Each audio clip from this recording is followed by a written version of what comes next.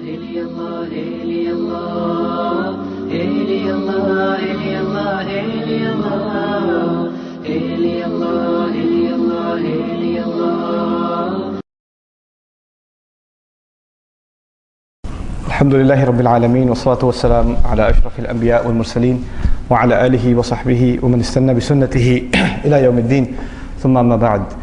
First of all, I'd like to apologize for my lateness. I was on my way here and I realized in packing the children I forgot the laptop, so I had to go back and get it. Because I didn't want to miss out on anything that I've put in my notes at least, that I intended to share with all of you, inshallah ta'ala. First and foremost, I'd like to share with you that what I'm presenting here are my own thoughts and they're not necessarily absolute in any way.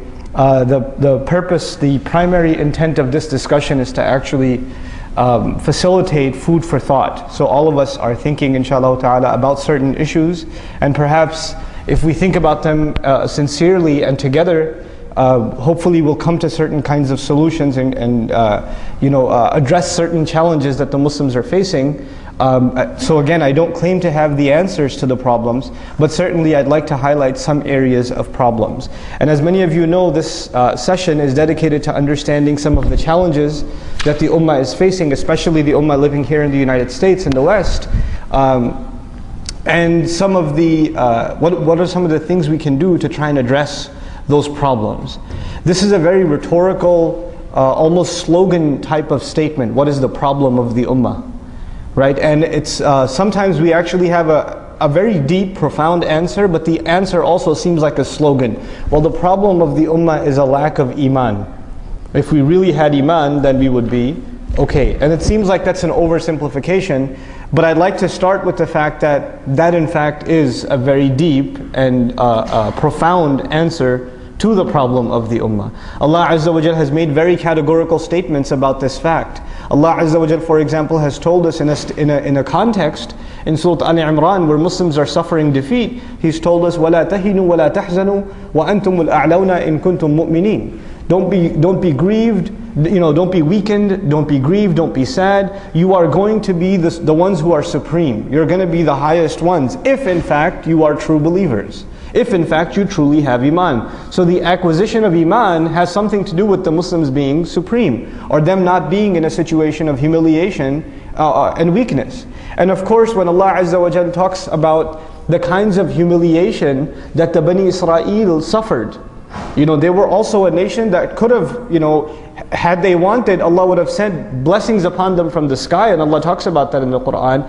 But then what does Allah address as their problem? He says, ثُمَّ قَسَتْ قُلُوبُكُم مِّن بَعْدِ ذَلِكَ. Your hearts became hard. The hearts were empty of Iman. The Iman was not there.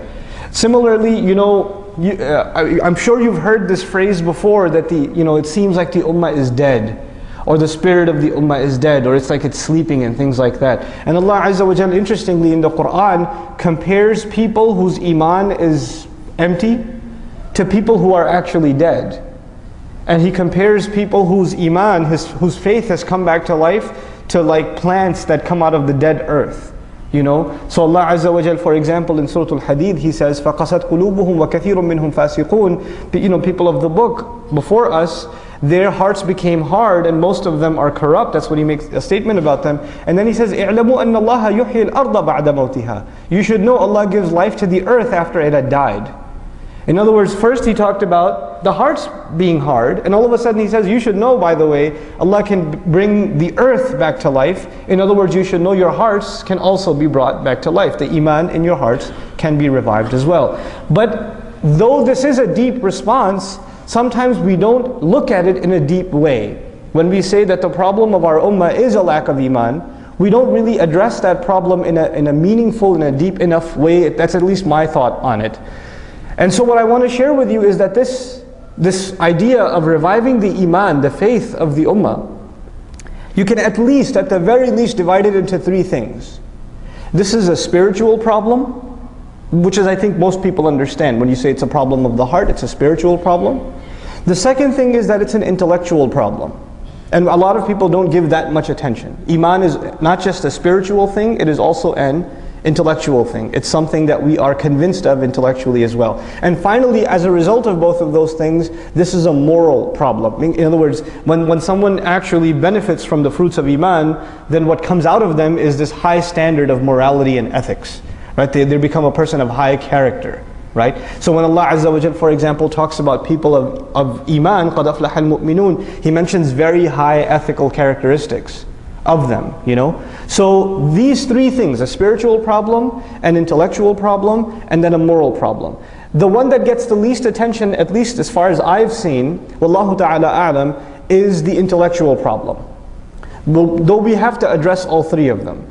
For purposes of this discussion, what I'd like to say is that the personality of the human being, the way we make decisions, Allah Azza wa Jal has divided it into two faculties. And both of these faculties are talked about in the Quran. Though as far as psychology is concerned, there are even more faculties. These are the two I'm going to highlight before you today. There's the heart and there's the mind. So Allah Azza wa Jal challenges the mind of the people and He says, أَفَلَا تَعْقِلُونَ أَفَلَا تَتَفَكَّرُونَ لَعَلَّكُمْ تَعْقِلُونَ. Right? You know, وَهُمْ يَشْعُرُونَ يَعْرِفُونَ. These words are used for the intellect. To understand, to think deeply, to reflect, to ponder. أَفَلَا يَتَدَبَّرُونَ الْقُرْآنَ. Don't they reflect deeply on the Quran? These are intellectual kinds of exercises. But at the same time, Allah Azza wa Jal talks about the dhikr, the remembrance of Allah, the taqwa of Allah, the iman in Allah, removing doubts, and all of these matters, as the Quran talks about them, are matters of the heart. So you've got two things to worry about. You've got the heart to worry about and the mind to worry about as far as Allah Azza wa Jalla in the Quran is concerned. Now, again, just laying the foundation for what is going to be, inshallah, a long discussion. One of the founding things I want to share with you is that the Christian community, as described in the Quran, were people that had very soft hearts. These were people that, you know, remember Allah, and Allah Azza wa Jalla talks about how they are people of soft hearts. And at the same time, what they abandoned was the intellectual dimension. Three is one and one is three didn't have to make sense. Why? Because their spirituality was so important, they kind of denied the idea of having to think about their faith. So even to this day, you can have the smartest, very intelligent Christians who believe in the Trinity, very intelligent. They can have PhDs in sciences and things like that. But when you talk to them about the Trinity, or you talk to them about Jesus, you know, His blood saving you from all sins and things like that, which makes absolutely no sense from a logical point of view, they'll just say it's the mystery of faith. In other words, when it comes to certain things, they want to shut their mind off. The exact opposite extreme Allah describes was the Bani Israel. Their hearts became hard, but their minds are very sharp. So they're very intelligent people. When they saw the Messenger of Allah sallallahu alaihi wasallam, they immediately recognized him. This is the one being described in our books. All of the signs that we have studied in our books point to the fact that this is the Messenger of Allah. Now that takes a very intelligent person to figure out. So Allah is actually acknowledging that these people are pretty intelligent. Where's the problem though? When this is good, this is bad. So for the Christian community, this is good, and this isn't being applied. And for the Bani Israel in Quran, this is being applied, but this has gone bad. You understand?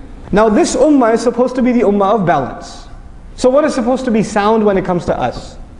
Our hearts and our minds. Right? These are not rhetorical statements. These are very powerful declarations. Now, what I want to share with you about the intellectual, I'll move along quickly inshallah ta'ala, is that we are living in times where the foundation of Islam is under attack.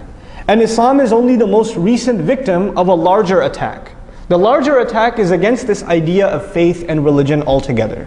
Religion is something for stupid people. It's something for pre-modern people. Now that we are living in the scientific age, in the age of open-mindedness and enlightenment, we can understand that religion was only developed by older societies to help control the masses and to help keep society organized and keep people from doing crimes. Because you can't stop them from doing crimes because of the fear of police or this or that. But if you instill in them the fear of a divine being, whether that divine being is the sun god, or it's this tree that you worship, or it's the clouds, or whatever, or it's one God in the end, but we're going to instill a fear of a God in people so we can organize society and control them. So modern philosophers started looking at religion as a means of just controlling people, and it's, one of the more recent expressions in philosophy, religion is the opiate of the masses, right? That religion is kind of like a drug. You get high off of it and you can be controlled, masses can be controlled. So a pastor or an imam or a rabbi can speak before a crowd of 1,000 or thousands and they will all listen intently,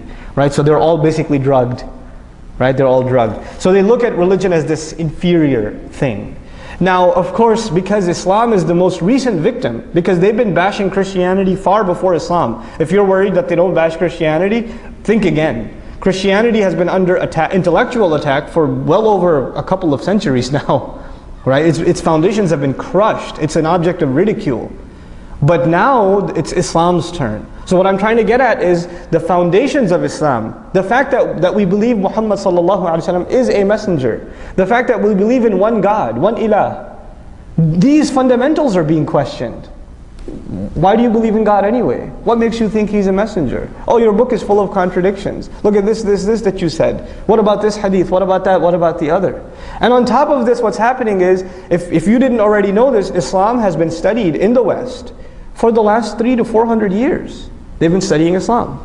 And they've been studying Islam not for the purpose of understanding it, but for the purpose of, it originally started in the Catholic Church, where the studies began in order to become better pastors or better ministers of Christianity when they go to the Muslim world and they preach to the Africans and the Asians and Muslims that are in certain parts of Europe. We should know their book so we can show them how flawed it is, so we can call them to Christianity.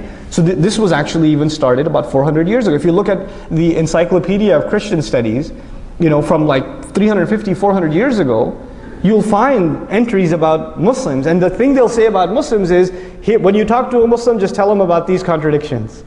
They've already got those listed, But now it's evolved. Now you have people that are doing PhD studies on one hadith. This person will spend like 6 to 8 years studying one hadith with the entire chain of narration and every person who's mentioned in the chain and this is non-Muslim. This is a non-Muslim. And so why are they studying this? You have to understand why. When people accept a religion, they don't necessarily do the deepest amount of research to accept that religion. Most people accept a religion for moral reasons, spiritual reasons, and to their level of understanding, they're convinced, so they accept. But there's always a fear that enough people will accept a religion that it might become a dominant force in any society.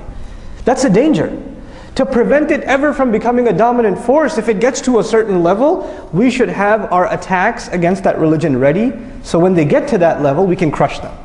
Not crush them with military might, not crush them with, propaganda. This is child's play. The kinds of propaganda you see in the media, that's child's play. You can even a soundly knowledgeable Muslim teenager can tell that this guy talking about the Quran or the Seerah or the Messenger of Allah sallallahu alaihi wasallam, this guy's an idiot. He doesn't know what he's talking about. The kinds of attacks that we see in the media are childish, really. But the real attacks, they're holding them back because they've been engaged in this deep study of Islam for some time.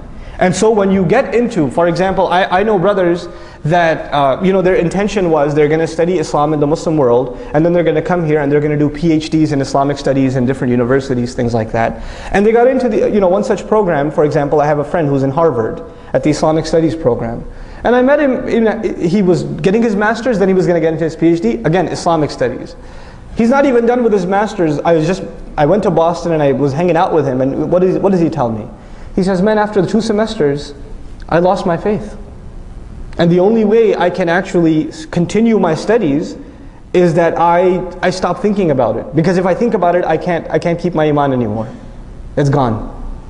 And so, because you know what they do, it's amazing. It's amazing. I'm impressed. I'm impressed with the level of planning. The first semester he attended it's called Ilm al-Hadith, science of hadith, right? And you know what the premise is? For the last 80 years in American academics, when they study hadith, you know how we say how authentic a hadith is? muttafaqun alayh, the strong chain of narration, tawatur, things like that. It occurs in Bukhari and Muslim, So the stronger the chain is, the more authentic, the more reliable the hadith is. They reverse engineered it. They presented a theory where the stronger the narration, that means the more these Muslims had to come up with sort of a fabricated list to make sure the Muslims follow these texts. In other words, the stronger the chain of narration, the more suspect the text. That's what they begin with. And they'll have research and papers and articles and discussions on this stuff to the nth degree. And if you don't know your stuff, you're going to get swept away in no time. And this isn't a PhD program. Let's come to at least all of our youth eventually are going to go, I would think, into a bachelor's program at the very least, an associate's bachelor's program. Now there's Islam 101.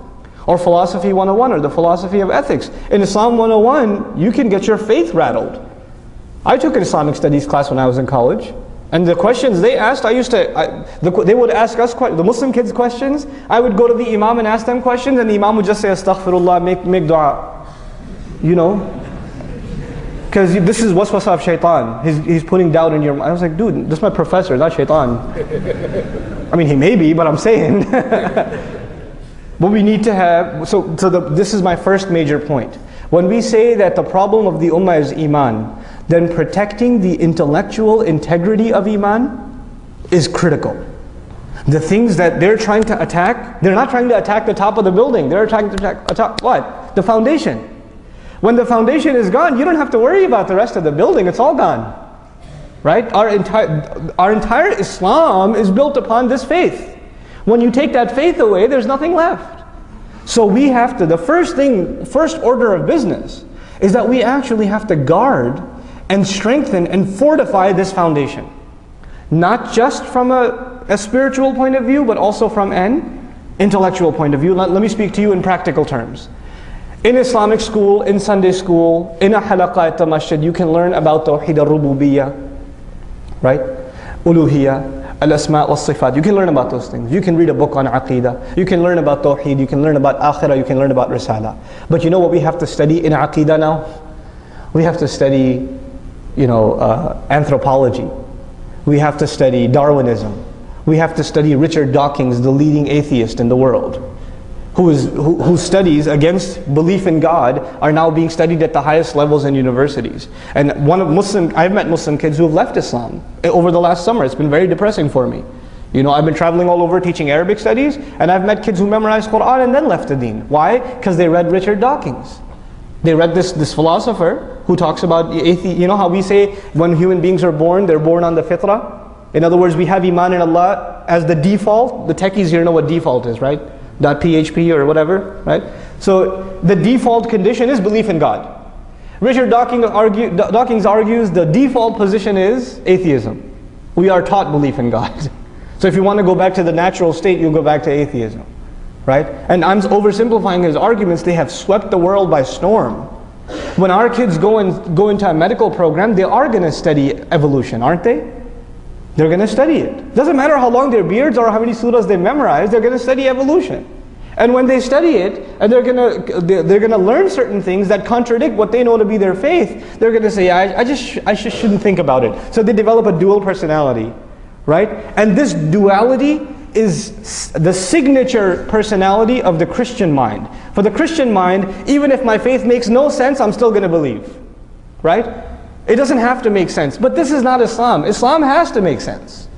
Ad'u ilallahi ala basiratin. I call to Allah with eyes open, with insight.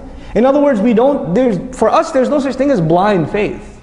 We're supposed to be convinced of this deen, so much so that Allah's Messenger ﷺ is commanded to tell people who don't believe, He's commanded, go ahead and bring your proofs against me. Hatu burhanakum. Bring your proofs. So when they bring forward atheism and agnosticism, and when they bring forward anthropology, and they bring forward evolution, and things like that seem at the surface level to contradict our faith, they are doing what Allah told them to do. Allah told them to bring evidences against our deen. That's what Allah told them. The problem though is if we don't know our deen, then we're not ready to respond. Don't think Quran is not strong enough to respond to those things. We haven't studied it deep enough to respond, is what the problem is. So this intellectual problem is something that is very serious, and we haven't even begun to address it. We haven't begun to address it. And so that's the first problem I want to bring to your attention. The second thing is, the life of a community is also tied directly to Iman. We can't deny that. Allah made that, like I said, Allah already declared that for us in His book. But I want to tell you that there are 4 fundamentals, and you probably heard this tons and tons of times before, but I would think not in this regard, not in the way I'm about to present to you. There are 4 fundamentals that if we implemented them properly, and if we had a relationship with them properly, our communities would be rock solid.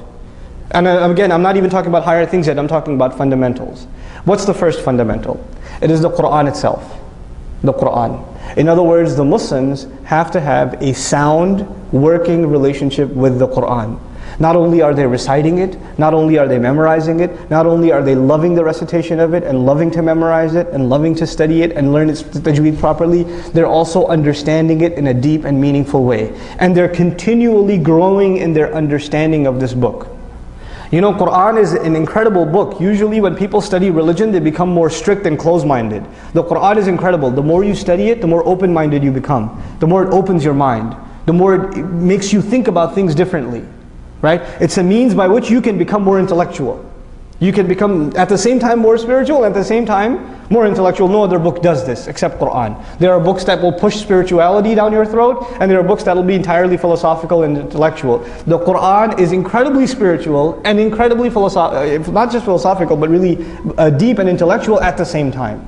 The first thing that has to happen for men, women, and children across the board in every Muslim community is a comprehensive Quranic education. From the basics to this idea of engaging in pondering and reflection on the Quran. You know, really engaging the text and really appreciating what Allah Azza wa Jalla has to say to the best of our ability. That should be a communal exercise. And it needs to be facilitated. You know, Umar bin al-Khattab radiallahu anhu, in his position as Amirul Mu'mineen, one of the first orders of business is halaqat of Quran. Halaqat of Quran all over. And Sahaba are sitting and they're studying Quran together. Right? Because this has to do with us keeping our identity intact. That's the first thing. That's the first fundamental. The second fundamental is salat. And when I say so, you've heard about the importance of salat tons of times. So I'm not going to repeat what you've already heard hundreds of times. But I will tie it to what I'm trying to say here. When you have a healthy relationship with the Quran, you know how even the most highest professions like physicians or architects or whatever, even they have to go for refresher seminars and reviews, right? You've internalized this really deep, profound thing. Where do you get your review? Salat. Every few hours you stand in front of Allah and you review what message He's given you, the profound words that He's given you and me. So it's an opportunity for us to refresh our faith constantly. It revives us spiritually and intellectually every single time if we are able to engage in our salat. But if our salat is what it is right now, which is pretty much very good cardiovascular exercise, right? And it's not much more than that for most of us. We don't know what's being recited. We don't know what Allah Azza wa Jalla is saying in the Quran. Now this is a tragedy. Because the means by which you can keep Quran alive in the community, Allah gave us that mechanism. That institution is salah. When the salah is not connecting you to Quran, nothing can connect you to the Quran. Because salah is what Allah gave us to connect to the Quran. That's what Allah gave us. What can we have in addition that's going to work? So we have the halaqat and the tafasir and things like that, but there needs to be a mass movement of facilitating Arabic education. For Muslims across the world, and I'm just saying specifically here in the United States, we should have access to the best form of Arabic education for the purpose of us having a better sound experience in salat. This has to do with us surviving. Because when our salah becomes empty, then the entire deen is gone. Because you know, salah is directly connected to 3 things. I'll make quick mention of this. The first thing is the state of the ummah, the state of the union, right? The state of the union, Allah's Messenger ﷺ says about the salah, he says, "In saluhat saluhal amru kulluhu." If the salat is good, then the whole thing is good. If salat is good, the whole thing is good. You know, it's an amazing thing to say. It's not just about making wudu properly and facing the right direction, and those are all important peripherals. But what's the heart of the salah? To connect to the word of Allah. To have this deep relationship with, and if that's there, then the ummah is okay. Then they're connected to what they need to be connected to. You know, their halaqah of Quran is when they stand in front of Allah subhanahu wa ta'ala. It's an amazing thing. So that's the first thing. It fixes the problem of the ummah. The second thing about salah I want to mention is, you know how I said the fundamental problem of of the ummah is iman. Did I say that? Right? You know, in the Quran, Allah uses, when the qibla changed, when the qibla changed, Allah Azza wa Jalla says, وَمَا كَانَ اللَّهُ لِيُضِيعَ إِيمَانَكُمْ. You know, the Jews came to the Muslims and they said, you've been praying in the wrong, you had the wrong GPS address all these years. Your salat didn't count. Because the qibla is this one and you've been praying towards Aqsa. You know, they said all those years got wasted, huh? And Allah says, no, Allah will not waste. He didn't say Allah will not waste your prayers. Allah says Allah is not one to waste your iman. In other words, in the ayah, what iman means is salat. To Allah Azza wa Jal, salat and iman are the same thing. So if salat is good, necessarily what does that mean? Iman is good. As far as Allah is concerned, if salat is good, iman is good. So that's the second thing. The third and final thing I want to tell you about this fundamental, which is salat, that as an institution that we need to protect and savor, is that Allah Azza wa Jal calls the entire Quran dhikr, multiple times. In huwa illa dhikrun, you know, wa Quranun mubin, kalla innaha tadhkira, wa dhakkir bil Quran, right? So Allah Azza wa Jal, you know, over and over again Allah mentions that the Quran is reminder. But what does He say about salat? He says, وَأَقِمِ الصَّلَاةَ لِذِكْرِ. Establish salat so you can remember me. So the Quran is remembrance, and salat, Allah also calls that remembrance. In other words, the real way to remember Allah through the Quran is the salat. So salat is our second fundamental. We have to fix it. We have to understand what's being said. And I can't just say this philosophically to you, I have to mention some practical things too. Here's the one practical step, for instance. So the Imam reads Surah Al-Adiyat in Maghrib. Right? Even if he doesn't read the whole, one little bit of Adiyat in first rak'ah, a little bit in second rak'ah. It's a short salat. Immediately at the end of salat, you know what we recited today? We recited these ayat. And just a couple of things about those ayat. If we're not at the level of understanding Arabic yet, at least get something out of that salah. What did Allah say to us in this salah? What did Allah say to us in this surah? Something from it, even if a little bit, to give Muslims a taste of what they're missing. If we just had a taste of what we're missing, being motivated to learn this book and to educate ourselves and our families about this book would become easy. Because if you just have a taste of this treasure, you become addicted. It's very easy. You don't have to force someone to want to learn the Quran if you've really been able to give them a taste of it. Then the rest of it they can do on their own. You know, so that's the second fundamental. The first fundamental was the Quran. The second, the salat. The third, and probably critical and tied to both of these things, what's the biggest salat we have every week? Jumu'ah. You know, Surah Al-Jumu'ah is the surah in which Allah talks about the mission of the Messenger sallallahu alaihi wasallam. Surah Al-Jumu'ah. And Surah Al-Jumu'ah is the convention of the Muslims every week. You don't have to make flyers. You don't have to pass out, you don't have to make Facebook events or send mass emails out. This Friday at 1:40 p.m. be there. You don't have to do that. And the people who come to Jumu'ah are people that you will never see at any Islamic conference or any Islamic program. They're not going to be listening to lectures or talks. They could be the farthest from the religion, but where are they necessarily every week? They're at Jumu'ah. No invitation necessary. Allah created this program, a weekly halaqah, that no matter how bad we get, we still attend it. Masses of us attend it. You know what this gives us? It gives us an opportunity that no other ummah has. We have, you know, only the devout go to church on Sunday. Only the devout. But we have even the weakest of the Muslims coming to Jumu'ah on Friday. We have an opportunity to connect them to Allah's book. They've given us 20 minutes of their time. And if they're sleeping in that time, it's not their fault, it's our fault. We have to give them something that will keep them awake. But the Jumu'ah khutbah is in my opinion, the biggest responsibility of a community. It's the biggest responsibility. It is the public service of a masjid. So that Jumu'ah is that which connects the people to the Quran. It gives them something to think about. It addresses their problems. It convinces them that the Quran actually has solutions for their life. It has something to do with them.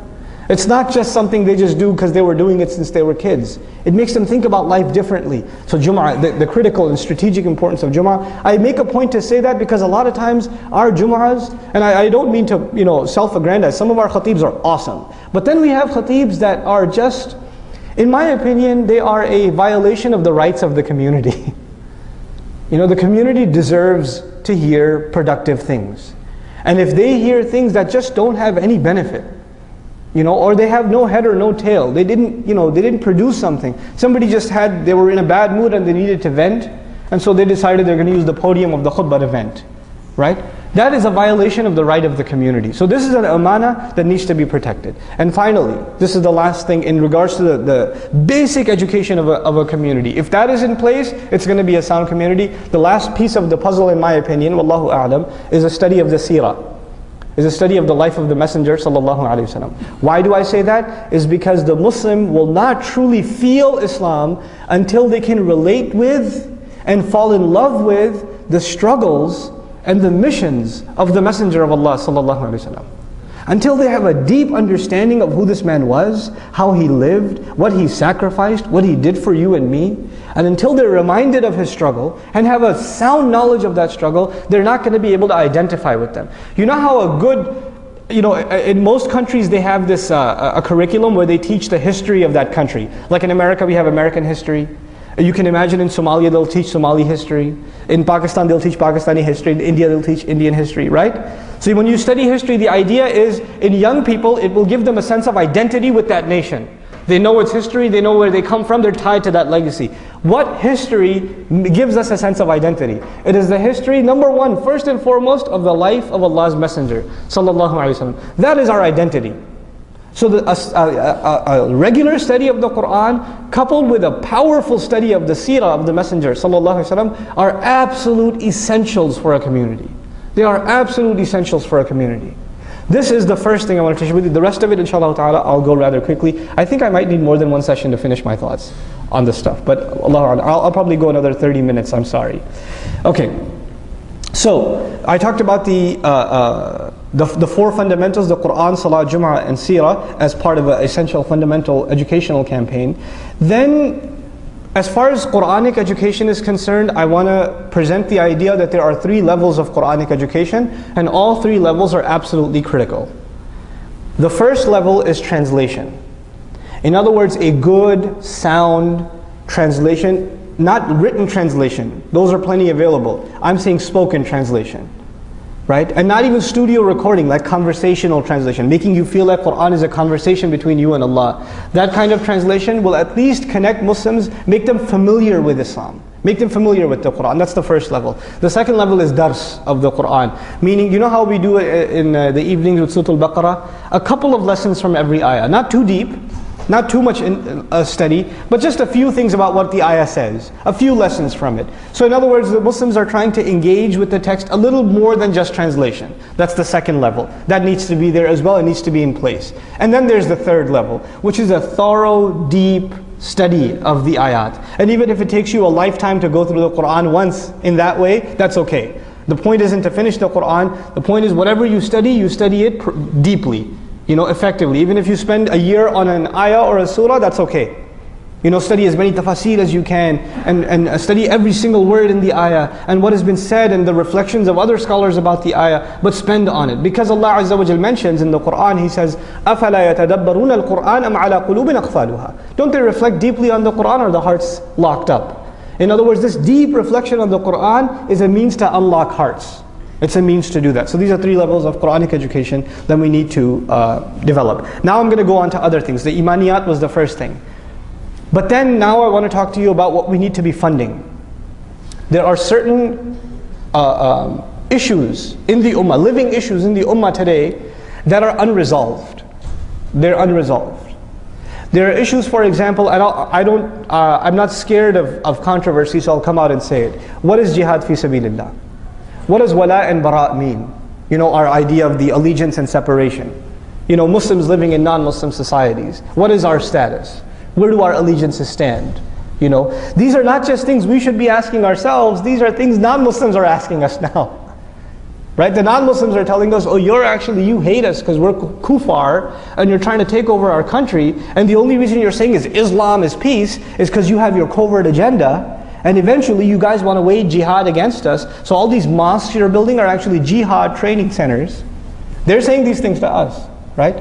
But actually we Muslims, let's be honest, if you ask 10 people in a row after Jum'ah, what is jihad fi sabilillah? You're going to get one answer? You're going to get 10 different answers. We ourselves are not in any kind of unanimity on what this subject is. How it applies, how it doesn't apply. When is it being used properly, when is it being misused? We have no idea. And on top of that, it's even more dangerous. You know, there are certain elements in the ummah that are very militant, and they're very angry at the situation of the Muslims. So they write blogs and articles and papers about how we need to fight the enemy and this and that, and they'll praise ridiculous acts like the underwear bomber. They'll say that guy's a mujahid fi sabilillah or whatever, right? There are Muslims on that plane, for God's sake. There's some men, women, and children on that plane, but they'll call it jihad fi sabilillah, and they'll quote ayat and a hadith, and some stupid young Muslim teenager is going to read that blog and say, man, this guy's got a lot of daleel for what he's saying. Look at all the hadith and ayat he quoted. He must know what he's talking about. After all these ayat, they lead to one conclusion. Right? And when you say, well, what about this paper? What about all these evidences he's got? You take them to your local community and say, we condemn these acts. We have nothing to do with them. In other words, on the one hand, you have someone who's giving you all this evidence. On the other hand, there's someone who's saying we are against it, but they don't give you any proof, evidence, scholarly discussion, nothing. One of the necessary needs of the ummah today is a scholarly, thorough understanding of controversial subjects. Not just so we can explain them to non-Muslims, for our own selves. For our own understanding, honest, deep, scholarly research. We can't expect it to happen, we need to fund that research. We need to identify the top scholars in a particular field and say, listen, your job for 6 months, produce a paper, then give a lecture, and then give us a series of khutbahs that we can give in our community so the Muslims understand this subject properly. And it's not just one subject like jihad fi sabilillah. It is multiple subjects. You know, the education for Muslim women, the issue of where do we draw the line for separation, things like that. The issues that are dividing us, issues that are eating away at the fabric of our communities. To have proper scholarly deep research and actually have think tanks of scholars from different schools of thought coming to unanimous conclusions and saying this will benefit the ummah. Across the board, this is what we need to be doing. Our scholars have the credentials, but they haven't been given the direction. They have not been pushed. Our scholars will go and study for years, and they've studied amazing things. And yet, after all that knowledge where they are now able to do amazing research, what do? No, teach my children how to read Alif Ba at the masjid. Which is important, but man, the guy studied 10 years. He's a PhD. It's like saying you did a PhD in mathematics, and now your job is to teach, 1, 2, and 3, how to write the numbers 1, 2, and 3 in preschool. We have these resources, we need to put them to work. I'm not a scholar, but I tell you, I can claim to you that our scholars are not being utilized. They are not being utilized. And so the things they're being utilized for, to me, actually are pathetic things. And we need to, first of all, we need to make use of what their training is for, and we need to expect more from them, so inshallah ta'ala, they give us what we need from them. It's a mutual relationship. We don't take, it's not, the scholars have said. It's not like that. Just tell us what to think about this. Give us answers for this, this, and this. Profound research. And then the tradition of the ummah is when the scholar presents something, the people can ask, where did you get this from? How do we understand this? What about this? What about that? There's a questioning back and forth so we get to a more refined understanding. This is the role of the scholar, So we have to bring our scholarship back in that sense. And we as a people have to demand it from them, as communities we have to demand it from them. So this is the second thing, beyond the study of Iman. Again, I'll go maybe 15 more minutes, inshallah. Okay, now I want to talk to you about something that we cannot disconnect ourselves from. The struggle of Islam, of course, is a timeless struggle. But at the same time, we are living in 2010. And we are living in a context where the Muslims have gone through quite a bit of change in the last 100 years. The last 150 years have been a very transformational time for the ummah. We cannot separate ourselves from our history. How we think, how we understand Islam, where we are today is a product of a lot of events that have taken place. And if we don't understand those events and what got us here, then we're not going to be able to understand how to move forward. So very briefly, I'll just mention one thing. Islamic movements over the last 100 to 150 years. In 1924, the last remnant of what was an Islamic state falls. This is the Ottoman Empire, of course, right? The Ottomani state. It collapses in 1924. Since then, you have the birth of several movements all over the world, India, the Africas, in the Arab world, that are trying to revive Islam. They're trying to bring Islam back. Right? And writers talked about how there need to be movements and groups that need to bring back, and this rhetoric started of developing an Islamic state. So pretty much every major movement in the last 150 years talked about the revival of Khilafah, bringing Khilafah back, and quoting all the hadith that talk about the Khilafah, and looking at the seerah and saying, look, this is what the Messenger did, sallallahu alaihi wasallam, this is what we need to do. In other words, tying their struggle directly to the seerah of the Messenger, sallallahu alaihi wasallam. Now, in one sense, that's very good, in the sense that we need to tie our struggle always to the struggle of the Messenger, alayhi salatu wasalam. But in one sense, this is oversimplification. When we take lessons from the seerah, we cannot ignore the time, the place, and the changes that have taken place. So you cannot copy-paste lessons, you have to apply them very carefully. This requires a lot of detailed understanding of the time and place in which you live. And so I want to present to you something that actually one of my very dear teachers and colleagues, and to me actually an intellectual role model, who's a member of this community, Brother Bashir Ansari, wrote in Al Jazeera. He wrote an article in Al Jazeera, Al-Islamiyun bayna dawla wa la dawla. I thought it was fantastic, really. I studied it with him when I took it with me to Detroit, and I thought it was just absolutely stunning, this article. And I hope to actually get it translated and make it available to you guys. And the subject of the article was Islamists, meaning Islamic movements, caught between having a state and not having a state. Right, this idea of statehood. In other words, two things became equation. Establishment of deen equals establishment of a state. This idea was made common. If you want to establish the deen, you have to have a government. You have to have a state. I don't mean New Jersey, I mean like a government state, okay? As in statehood. So this idea is actually what he questions. And he says, what are the roots of this idea and what are the problems with this idea? First of all, most of the movements that called for a state have had no experience or idea or know-how how to run a state. What does it take to run a government? Sanitation, police, roadmaps, taxation, right? Huge bureaucracy. I mean, if you work in a big company with 500 employees plus, governments are the biggest kinds of organizations in existence. They're the most colossal organization with the most number of employees. It is a massive, massive bureaucracy. So you have a movement that says we should have an Islamic state, we should have this and that and the other, but they don't have even close to the roadmap to what it takes to build a complex state. You cannot compare that to the life in Medina. Medina was simple, easy. These people didn't need governments and a water department and a taxation department and a municipality, and they didn't need these things. They just had simple hut homes and they were living in tribal lives. Now they're a little bit more organized. It's a very preliminary form of a state that the Messenger established, sallallahu alaihi wasallam. For that society was very advanced, but compared to what we have now, it's very simple. So to say we're just going to go establish, say if you give these movements, let's say, you know what, we're ready to give you the state, here, take Pakistan, take it. You can have it. What are they going to do? How are they going to run it? Do they have the credentials to actually budget, to finance a budget, to engage in policing and things like that? They don't have the wherewithal. These are things that require a high degree of expertise. And by the way, let me tell you something else that he mentioned in the article that to me was mind-blowing. A movement, when Muslims are trying to say Muslims need to wake up and we need to stand up and we need to establish the deen, these are the kinds of things I can give in a khutbah and people might say, Takbir! Right? Everybody's going to, yeah! Iqamatul deen!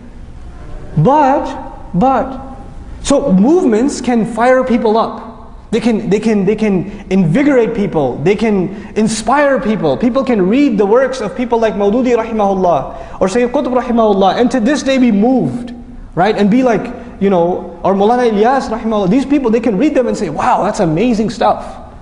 But tell me which country in the world today looks at its government and say they are so awesome. I love those guys in government. You know what comes with being in government? What naturally comes with being in government? Being hated. You can't avoid it. People have a natural tendency to not be inspired, especially not be inspired by their government. And some places in the world, these groups figured it out. I'll give you an example, not because I condone them, because we need to understand the political science of this. You have a group like Hezbollah. Now there's efforts made in Lebanon to enter them into politics, right? They want to bring them into the political realm. But the leadership of Hezbollah says, no thanks, we don't want government. You know why? Because when they're outside of government, a lot of people love them. But if they enter government, what's going to happen?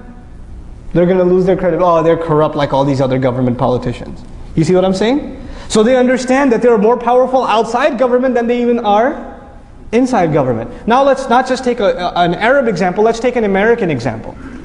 How much does government affect your life on a day-to-day basis? Okay, I know you pay taxes every year. I understand that. But other than that, on a daily basis, what influence does government have on your life? The major things that are in this country, for example, the way you think about fashion, the way you think about what's success and failure, your mentality, you know, it doesn't come from the government. It all comes from the private sector. It comes from the entertainment industry and the academia and the major corporations that are selling products to us and driving the advertising and even the medical research and all the research universities funded by private organizations. In other words, the vast majority of things that influence you on a day-to-day basis don't come from government. Where do they come from? What I like to call the private sector. They come from the private sector. If Muslims understood that, you know what we would be worried about? If you really want to take over society, you know what you should be taking over? The private sector. Open field.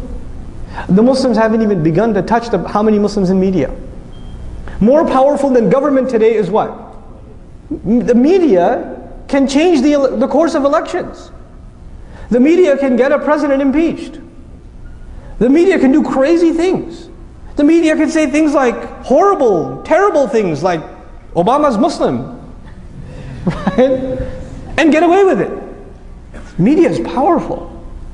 Academia, universities shape the minds of the pillars of this society. How many Muslims in academia? How many Muslim sociologists, anthropologists, political scientists, historians? We're not present.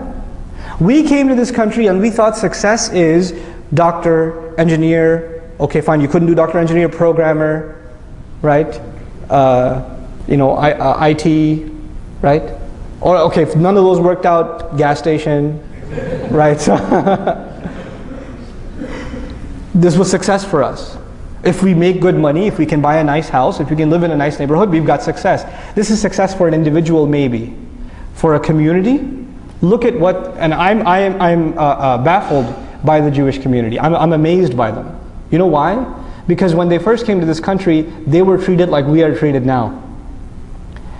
And you know what they got themselves? You could say, oh, they're riba people, whatever. But you know what they really got themselves into? Not just financial institutions. Entertainment, literature, academics, virtually any major university in the country, a significant proportion of the faculty is Jewish. That's a norm. It's normal, you know. So they became the deep fabric of this country. So it's so much so that they're untouchable. Muslims didn't. We became skilled labor. That's all we are. Even if you're a doctor, even if you're an engineer, in the end, you're just a highly skilled worker.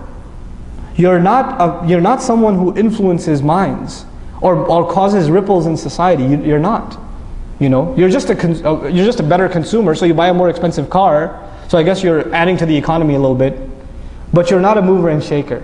You're not an influencer of minds. You understand? So Muslims, we have to understand, to penetrate this society, we need to enter the private sector. To enter the private sector, we need to be in major positions in universities all over this country. We need to be actually funding. You know, Islamic Studies program at the University of Chicago is funded by a Jewish group. What do you think that what kind of research they're going to produce? Which Islamic Studies program at the PhD level is being funded by Muslim organizations? There's one attempt being made in Detroit I think in Troy, Michigan. And they're asking for an endowment of a couple of million, and the Muslims are struggling to come up with those money. I appreciate their effort, actually.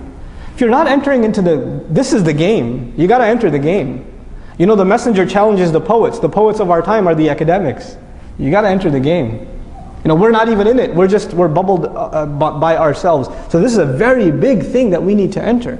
We need to have our Muslim youth that are creative go into media studies, go into film production. This is the language of this is the poetry of our time. You know, the thing that moved the masses in the time of the messenger was poetry. What moves us today is YouTube, right? We need people that are actually qualified in film production, sociologists, not just psychologists, but even like historians, Muslim historians. We need them. We don't have them. We don't have, these are things that become the fabric of a society. And the other thing we need is huge, massive Walmart-sized businesses. Not just run by individuals, but they're these massive organizations that are funding entire projects. So for example, I'll give you a secular example like the Bill and Melinda Gates Foundation from Microsoft, right? They give so many endowments to schools across the country and help out and things like that. Muslims need to have institutions like that. That don't just help Muslim institutions, they help America in general. They help America at large. Why should we do this? Because then we become a fabric of this society. We become, they can't talk about us like they do now. They talk about us now as though we're like these wild dogs let loose in the society. Literally, that's how we're talked about in the media. We're not given human dignity when we're talked about. That's not where we stand. Why not? Because we isolated ourselves. We did that to ourselves. I'll move along quickly, inshallah ta'ala. This is the last thing I'll share with you for today. Probably we'll have another session to finish this discussion. And just to, again, I know there's a lot of different things I talked about here, but again, I just want food for thought. I want us to just think about these things. And inshallah ta'ala, hopefully the purpose of a community is some people are good at some things, others are good at other things. We manage our resources and people get involved in projects that are trying to build one part of the solution, others another part of the solution. And it's all syncing and coming together cohesively. That's what we need, that's the point we need to get. How many human resource managers in our audience today? Any HR managers? Not one? We should have human resource managers. Because one thing we need at the level of Muslim community is human resource management. This is what the scholars need to be doing. This is what the reverts who've come to Islam, this is the training they need so they become awesome da'is. This is what our kids that have finished hifz need to be doing. This is what the mothers of the community need to be doing. Allocating projects to different groups and helping them build this community from the ground up. So here's the last thing I want to share with you for today, and we'll have a little bit of a QA session. I want to talk to you about something I heard at the ISNA convention that struck a chord with me. And I thought it was very powerful. It was presented by Professor Ingrid Mattson. And she talked about the difference between a cult and a community. So this is the last thing I'm sharing with you. The difference between a cult and a community. A community is a place where everybody's welcome. And diversity is appreciated. The fact that you are different is a good thing. Because it adds to the texture and the depth and the richness of the community. A cult, however, demands that everybody be exactly the same. They should talk the same, they should dress the same, they should look the same, they should act the same. It's like this uniform thing. That's a cult. Now, in a community, when somebody makes a mistake, Muslims, we make mistakes.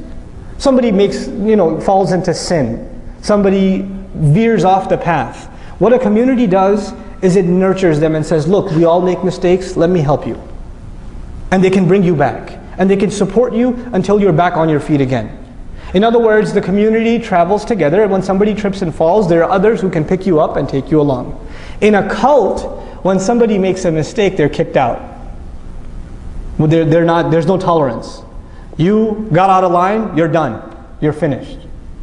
In a community, you have this idea that when you want to engage and help people understand themselves better by open conversation.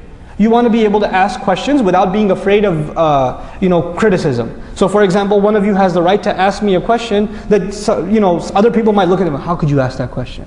How dare you say that? No, actually you can ask a question. You shouldn't be afraid to ask questions and to get clarifications, because a community supports the idea of open communication. There should be nothing is taboo. We should be able to ask whatever we want to ask without being afraid of being judged, right? In a cult, you're not allowed to ask questions. If you ask certain questions, how dare you? You should be ashamed of yourself. Why don't you become like everybody else, a robot?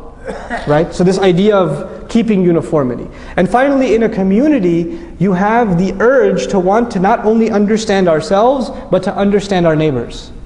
So we'll go over to the church, we'll go over to the fire station, we'll go over to our neighbors and invite them over to us. And we'll say, tell us about your faith, we'll tell you about ours. وَتَعَاوَنُوا عَلَى الْبِرِّ وَالتَّقْوَى. Cooperate with each other in good things and in taqwa. You can do that. You can even agree to certain things with them. So now, a community would like to reach out and to be known and to identify itself as someone who can serve others. A cult, however, hates outside communication. They want to be isolated, cut off from everybody else. And what the cult does to their members, it tells them don't listen to anybody else because they'll mess you up. The only way you'll stay safe is if you listen to us. We've got the right Islam. Everybody else is deviant and out, they'll put waswasa and mess up your aqidah and this and that. So don't listen to this speaker, don't go to that convention, don't go to that masjid, don't go here, don't go there, don't go there, don't go there, because it'll all be, you'll get lost. We're trying to keep you safe. Right? So the cult tries to keep its members bubbled and outside the rest. And actually I said finally, but this is the most important one, so finally. A community, one of its fundamental functions is to help the family become stronger. So in a community, it trains you to become a better father, a better husband, a better wife, a better son, a better daughter, a better neighbor. It makes you develop better relationships. Right? That's what a community does. You know what a cult does? It cuts you off from your family. You have conflicts in the house. You have disagreements and arguments.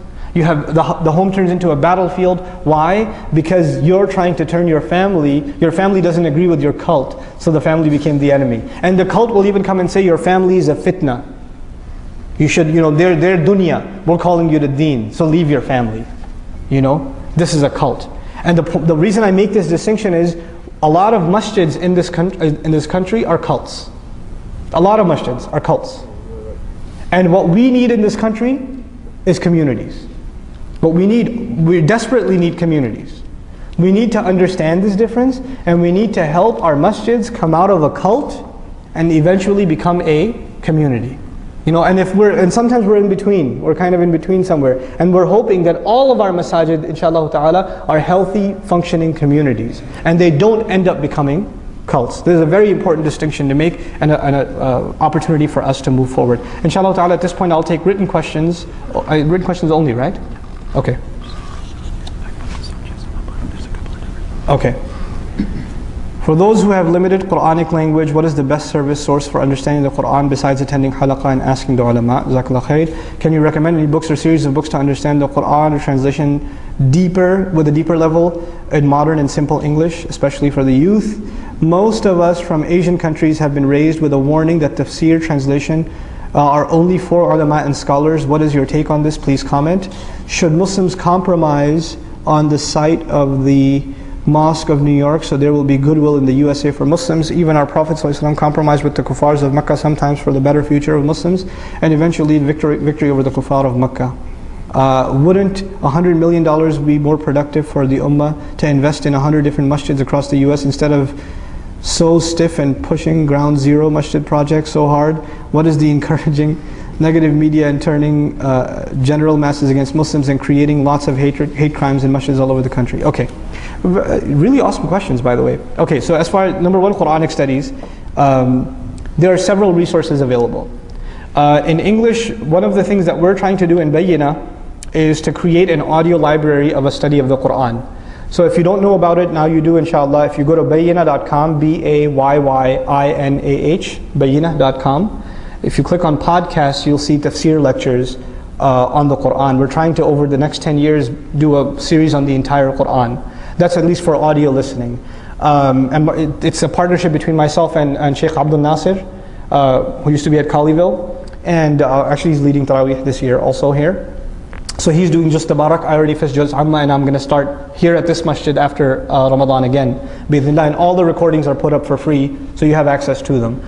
The second resource, there are some very, very good books written in English on the Quran now, a lot better than what was out there before, and a lot more contemporary language. The number one book I would recommend is Pondering Over the Quran. This is a translation of Tadabbur al-Quran from Urdu into English, and it's excellent English. It's very, very good English, and it's very impeccably written. Once again, it's called Pondering Over the Quran by Islahi. That's the name of the scholar. A good translation, even though I have a lot of disagreements with translation, but nonetheless better than most that are out there. I would recommend Oxford University Press, Abdul Halim. Abdul Halim put out a translation of the Quran, and it's closer to the text than others, even though I have my share of criticisms of that translation as well. So you have those couple of resources. As far as having a meaningful relationship with the Quran is concerned though, each one of you, I don't care if you became Muslim yesterday or even Muslim your whole life, you have to convince yourself that you can and you will learn the Arabic of the Quran. You have to convince yourself of this. There's no way around it. This ummah has to know it. We are a multinational ummah that spans the entire globe, and everywhere the Muslims went, we learned Arabic. It's not just an Arab thing, it's a Muslim thing. It's not limited to the Arabs. It's part of our identity. You know, Ibn Taymiyyah rahimahullah said that every nation has a flag, and the flag of Islam is the Arabic language. Right? So this is our identity. Imam Shafi'i rahimahullah said it's wajib on every Muslim to learn it as much as it's possible. بِقَدْرِ جَهْدِهِ, as much as humanly possible. As far as the question of, we're taught that studying or the Quran is only for the ulama and scholars, there's an extreme. There are two extremes. I'd like to share both extremes with you. One extreme is I can read the Quran and figure it out myself. That's one extreme, and it's false. The second extreme is the Quran is only for the scholars. It has nothing to do with me. If the scholar tells me something about it, well and good, I'm not going to engage in a study of the Quran. That's also false.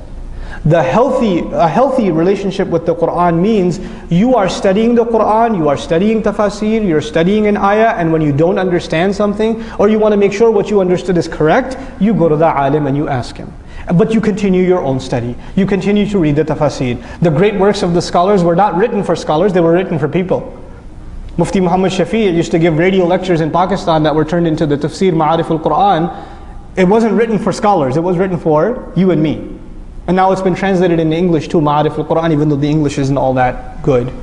But the idea is these are written for us. So we need to study them. And of course you'll read things you don't understand. That's when you put the scholars to work and you go to the Imam. You come to Imam Zayd and say, Imam Sahib, what about this ayah? I don't get this. What does this word mean? Or what is this doing here? Can you help me understand? And maybe our Imams don't know and they'll force them to do research and come back to you. So this is a healthy thing to do. And this is something we should be engaged in. We shouldn't be afraid of studying the Quran, but we should respect the scholarly tradition of it at the same time. Okay. Very less numbers of youth. I didn't talk about the ground zero thing. I guess I have my own opinions. I can't give you the official Islamic stance on it. But I think this, more than anything else, the ground zero issue is an eye-opener for Muslims. They didn't come and attack it saying, we don't want a mosque here. That was the first thing they said, but they realized that sounds racist and that sounds prejudice and it's against freedom of religion, so we're not going to go that route. You know what they came and said? We don't know who this Imam guy is. We don't know what they get their money from. Right? They came with all these other questions. So we all know why they don't want it. They don't want it because it's a masjid. But now they're coming at those attacks from a bureaucratic or background check point of view. This is a great look in the mirror for us. You know why? Because now we know that when we run a masjid or any Islamic institution, our accounting better be crystal clear. And our background checks better be solid. If we're going to be in this country, we have to learn how to survive. And we cannot run our masajid the way a masjid is run in Hyderabad or in Lahore or in Cairo. It's not going to run like that. We have to have certified professional accountants. We have to have crystal clear accounting on the books. We have to have an open relationship with the IRS. We have to have open background checks, and we have to have even a transparent relationship with the authorities. They should know who we are and we know who they are. So when somebody comes against us and says, what are you talking about, man? Go ask the director of the FBI, he knows our Imam. Go ask him. Because they know who we are and we know who they are, we have nothing to hide. Right? We can't be this secretive, blocked off, the kuffar are trying to get us. Well, the kuffar live next door to you, okay? So, we can't live like that. So this is an eye-opener for us. As far as the masjid itself, my opinion on it is there are multiple roads we can take, only Allah knows which is successful. One of the roads we might be able to take is to put a moratorium on the construction of the building or the establishment of the center and say, because of the prejudice and the racism that we have faced, we have decided that it's in the best interest of our community to take a moratorium on the masjid issue, and we're going to not pursue the project for another year. But at the same time, we're hoping that this is a chance for America to look in the mirror and ask itself, does it really believe in freedom of religion and civil rights, and the right to happiness and things like that, and freedom of worship. So what that would do is it would actually create a discussion of shame on us. within half-witted, or at least somewhat intellectual Americans, right? It would create that discussion, and it's good for us to create that discussion. At the same time, the Masjid project overall should be supported, because America needs to know that we are here too, we are part of this country also, and we're not going to back down. We're not visitors here. This is if you're American, this is as much your land as it is anybody else's. And we have to have that sense of ownership. And I say this because Muslims, we don't have a sense of ownership here. We don't. We have this pipe dream, we're going back home. You know? And it is a pipe dream. You're not going back home. When you go for 2 weeks, you can't wait to come back. You put your flight earlier. Right? And some of them are, land of the kuffar, I'm leaving, I'm going to the land of the Muslims. And they went, and they came back after, I couldn't take it, man. And they're right back where they were. So get over it. This is your country. Get over it. Okay? And act like it. And we have to, on a side note, we have to stop acting like the people that are around us, or we're somehow not American. We are. Sorry. I know it might hurt your feelings, but we are. It's so disgusting when Muslims can have a conversation and say, brother, I was talking to one of my American friends.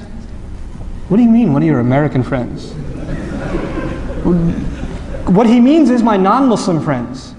So in the mind of a Muslim, when you say American, it necessarily means what? Non-Muslim. That's disgusting. America has nothing to do with being non-Muslim. You understand? And that, you know what that proves? You don't see yourself as part of this country. If you don't see yourself as part of this country, why in the world would they see you as part of this country? Why would they have a reason to see you as part of this country? So we have to change how we think. If we're going to build these institutions and communities, this is not a tourist visit for the ummah. We're here to stay. These masajid, inshallah ta'ala, will be here for centuries to come. This is only the beginning of our foundation. So we have to get that mentality out of our head. This is our country. These are our issues. We're not outsiders anymore. Now, very less number of youth might be opting for Islamic studies. We are losing large numbers in form of marriages outside Islam by youth. How can we control this? We can't control it. The first thing is Islamic studies, in my opinion, you are free to disagree. I believe that a very, very, very, very small minority of Muslim youth should be studying Islam full-time. I believe the vast majority, if not all Muslim youth, should be studying Islam part-time, and that should become a part of their life. This idea, I will study Islam one day when I'm free from all my obligations and I'll fly over to Syria or Jordan or Pakistan and then become an alim, get over it. That's not going to happen for you. But you should be studying Islam for your life. But a few of our youth, we do need ulama, but not everybody. And this idea that I want to go study at an institution so I can, a lot of kids, man, I'm telling you this, I know this came up, it's not really our main topic, but I should say it. A lot of our young kids, it's no different than the rock star dream. It's no different. This young kid sitting in the audience, religious kid, he sees a khatib give an awesome khutbah, he says, I want to be like that guy. I can't wait to be flown first class to a conference and I can give a speech at the stage and everybody's going to say takbir. How do I do that? I should become an alim. I should become a scholar. I should go to this institution or that institution. Why do you want to do that? Because I want to be like that guy. Look, if you want to serve Islam, that's one thing. But if in your head there's this thing about, we need more speakers. We don't need more speakers. We need more workers. And you can serve Islam without having to be from a certain institution. And I'll be honest with you, I have a problem with most institutions. Because very few respectable Islamic scholarly institutions in the world, for a good number of them, they are so influenced by the politics around them and the ideological garbage around them that they produce zombies, that they come back and they try to turn us into zombies. They go there and they become these twisted weirdos. And then they come back and they teach that, what happened to you, man? Why are you so weird? So they go there and they become like strange. I'm not going to single out any institutions, but there are some very powerful, reputable, scholarly institutions in the Muslim world, in the Arab world, in the Indo-Pak, in the Africas. They are there, but a good number of them they're just producing shameful results. It's just shameful. They're not adding to the solution, they're adding to the problem. But this idea of Muslims marrying outside of the faith, that's not the problem, that's a symptom. The problem again is iman. We haven't educated the community properly or well enough. What is the best way to make this Islamic education affordable to all Muslims? Islamic schools are expensive. Islamic seminars are expensive. Islamic media is expensive. Awesome question. If the universities in America are not properly teaching Islamic studies for Muslims, then where should we pursue higher education of Islam in America? Okay, two very related questions. In, again, my opinion, Allah knows best. And this will be the last question we'll take, right? Or you have tons more? You have tons more. Okay. So, as far as Islamic education is concerned, I am a big believer in providing sustainable, affordable, quality education. Now, how do you do those three things? I know some of you will not like my comments here, but I have to be true to my convictions, and I'll just say with you what I'm convinced of, and we can have a healthy conversation with it afterwards. May Allah reward all the Islamic schools all over this country for the effort that they've tried to do, or they've tried to make. And I know that if you try to criticize an Islamic school, people who work for it and have poured their sweat and blood and tears into it are naturally going to be defensive. I myself used to be the principal of an Islamic school. But I do have to say some things. I'm just going to come out blunt and say them. Number one, the vast majority of our Islamic schools in America are a monumental financial failure. Number one. Number two, they're a monumental administrative failure. Number three, they're a monumental educational failure. In other words, if the idea was we're going to teach Islam and Arabic in addition to secular studies, the two things that are taught worst in Islamic schools is Islam and Arabic. The least quality education is in Islamic studies and in Arabic. And if the idea was we're going to put our kids, and a lot of parents, let's be honest, a lot of parents put their kids in Islamic school not because they wanted Islam for their children, they just didn't want their boy having a girlfriend. That's why they put him in Islamic school, because they saw that this kid's getting a little crazy, so put him in boot camp. In other words, the Islamic school, right? So it's more of a sort of a patching the hole kind of thing. So a lot of our parents who are bringing our children to Islamic school aren't even very religious themselves. But they're only bringing them because they think it's going to plug a hole.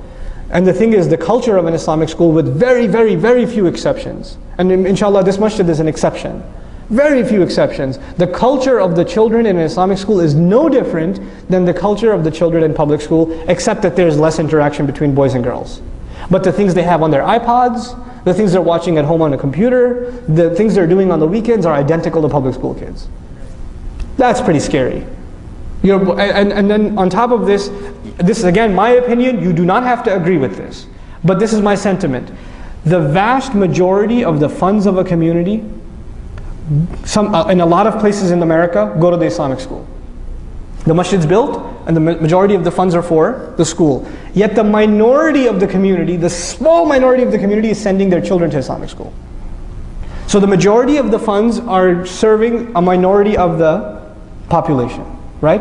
Now the thing is, I don't say stop that, but I do say that the majority of the population also has children, and they're also entitled to funds. It's just a matter to me, it's a matter of social justice. Right? It's a matter of social justice. So what do I suggest? What I believe is we need to have two things, and this will be my next week, I'll do it again. Is that okay? Can I do it again? Okay, next Sunday again. But this is what I'll talk to you guys about next week. After school programs, where our children get help with their homework, they get sports time, and they get some Islamic studies. For all the children of the community, the ones that go to public school, the ones that are homeschooled, all of them. 3 hours, 3 or 4 days a week, they're here, they're getting good company, they're getting sports, they're getting better at their academics in school, they're getting Salat al-Asr in the masjid, they're getting some Quran exposure, their reading becomes solid, they start getting into halaqat of tafsir and other things, they're maturing as Muslims, they're developing friends that are Muslims around them, so they're building this culture of affinity with the masjid and friendship around the masjid. And they're developing affinity for a role model that is Muslim. Very affordable, very sustainable, and inshallah ta'ala very powerful, that if we can do this. And we have the resources, it doesn't take money, you don't have to raise funds to do this. It's very easy to put together. That's the first. The second I spoke about last night at Plano Masjid is revolutionizing Sunday schools. But we'll talk about that another time, inshallah ta'ala. But these are two things we can do. The other thing is, we are in the age of podcasts and digital media, so a lot of Islamic education can actually be recorded education. You know, the great number of Muslims in Egypt studied the tafsir of Quran listening to, Khawatir al-Sha'arawi rahimahullah. Why? Because they were broadcast on the radio or recorded tapes and things like that. It's okay, you can listen to these things and learn a lot too.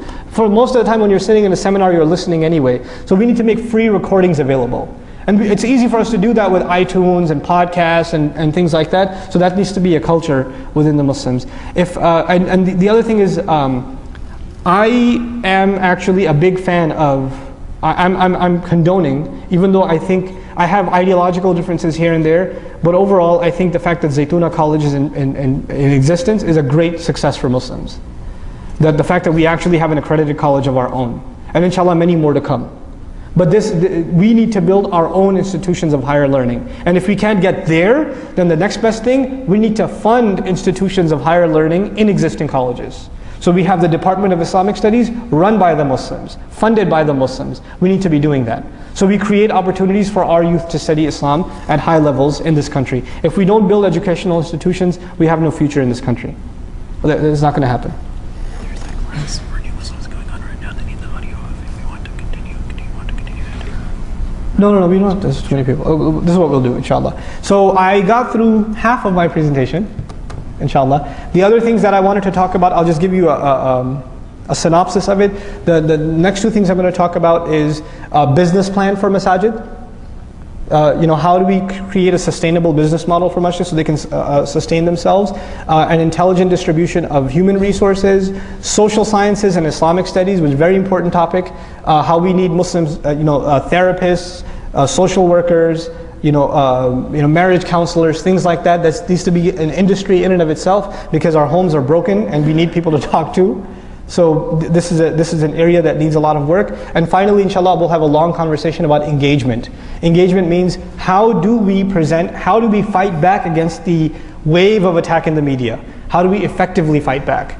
How do we engage so that our neighbors, for 5 square miles, everybody knows what this masjid stands for and they respect it? How do we do that? That's engagement, inshallah ta'ala. So that we'll have that conversation bi'idhnillah ta'ala next time. I pray that this obscure collection of thoughts was of some benefit to you, and I pray that we as Muslims are able to think seriously about our own future and about moving our communities forward. And I pray that Allah Azza wa Jal give all of the efforts that are being made by the Muslims, He gives them strength, He gives them, He fortifies them. I hope none of you take my comments incorrectly. I love Islamic schools, I do, but I don't think they're enough.